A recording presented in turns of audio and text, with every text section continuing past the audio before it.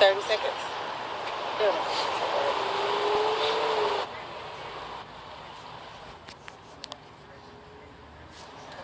Do a mic check.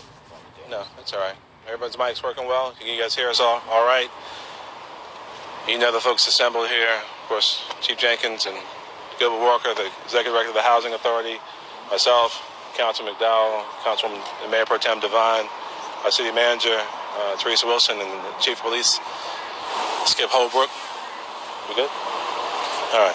No, so thank everyone for coming out this afternoon for this issue of critical importance to the health, life, and safety of the people who live in Allen Benedict Court. You all know the unfortunate news of losing 2 lives here just 2 nights ago to a gas leak. I'm going to defer to Chiefs Holbrook and Jenkins to get into some of the details as we know them and can share them with you. But based on their work, we've determined that this gas leak is not only significant but consistent throughout this property, and it is in their best judgment and our best judgment, supporting their decision 100% that this property should be closed.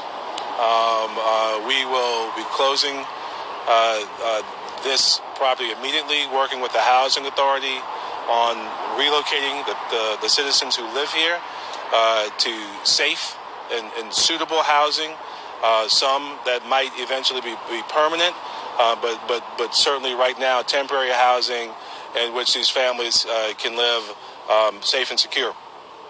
This is indeed an issue of significant public importance. It's trying on our souls and our hearts. And I wanted to make sure that these babies, like the 1-year-old that I held here today, and some of the seniors who needed their medication and were displaced, that they are able to live the quality of life that they deserve. We're going to do every single thing we possibly can. We're already working closely with other public agencies, as well as several of our friends in the private sector, in the hospitality industry, to make sure that we can help folks get settled as soon as possible with as little disruption to their lives as possible. This obviously is an ongoing and developing story.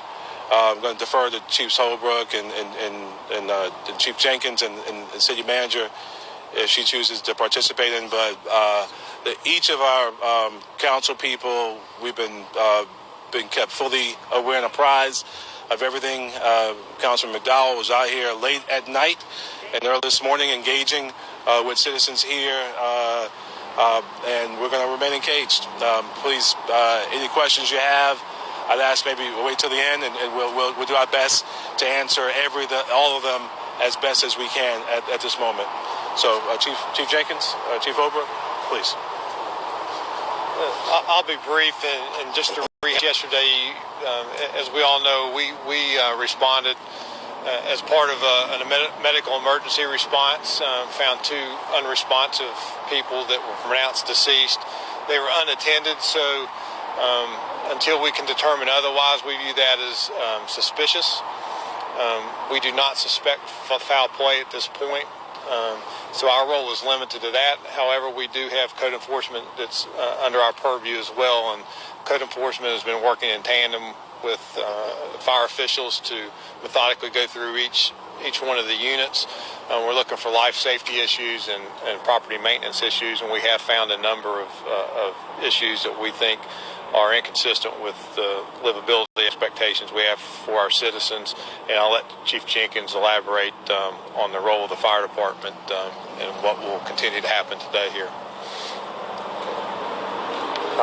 Thank you all for being here. Basically what we're looking at, we are looking at those life safety issues. And out of the abundance of caution and just because we view it as some type of imminent danger to life, that these buildings are being evacuated. As we went through building after building, we discovered, once we checked one building, we discovered that we have multiple units out here that had gas leaks from the stoves, from the hot water heater, things of that nature.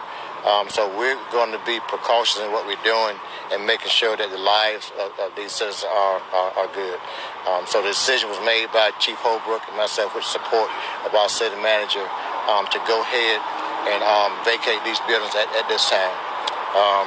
Basically what we're doing right now, we're still going through checking these buildings just to make sure everything's okay.